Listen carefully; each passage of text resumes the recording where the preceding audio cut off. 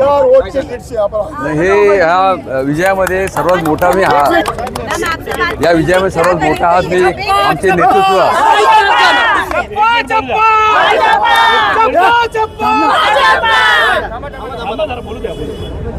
या विजयामध्ये सर्वात मोठा हात आमचे नेतृत्व मिस्टर नरेंद्र मेहताजी आणि आपले कार्यकर्त्यांची मेहनत आहे आणि त्यामुळे आपण जे 2017ला जे केलं ते यावेळी परत करून दाखवलं आपण त्यामुळे रोल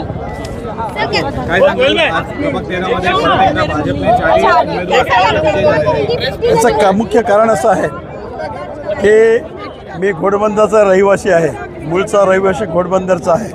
आमच्या घोडबंदरने मागच्या वेळेला देखील 2500 मतांची लीड संपूर्ण पॅनलला दिली होती. संपूर्ण पॅनल ह्या आमच्या 5 वर्षाच्या कारकिर्दीत ॲक्टिव्ह होताच, परंतु 28 ऑगस्ट 2022ला मुदत संपल्यानंतर देखील आमचे सर्व माजी नगरसेवक आम्ही सगळेजण कार्यरत होतो.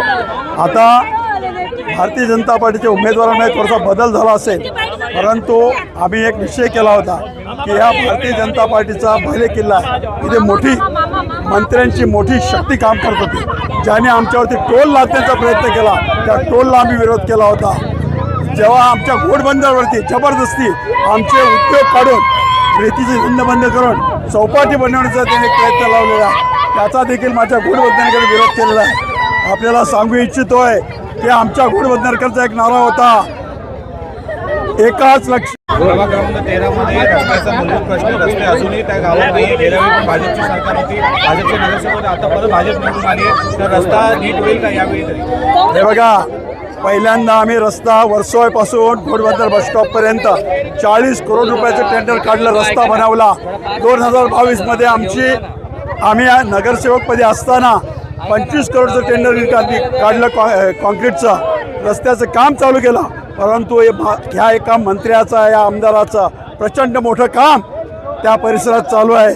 त्यांना वेगवेगळ्या पब्लिक युटिलिटी टाकण्यासाठी सतत रस्ता खोदत ठेवला आहे. 3 वर्ष माझ्या गावाला त्यांनी रस्ता होऊन दिला नाही. 3 वर्ष माझ्या गावातली बस होती. आमचा प्रत्येक नागरिक ही गोष्ट जाणून आहे. आमदारांचं कर्तव्य होतं ना, नगरसेवक नव्हते कार्यरत, मग तुम्ही काय केलं तुम्ही सांगायला पाहिजे होतं.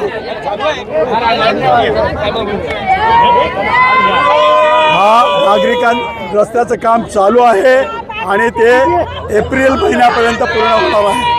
आम्ही चालू केलेलं आहे. शेवटचा प्रश्न, घोडबंदरमध्ये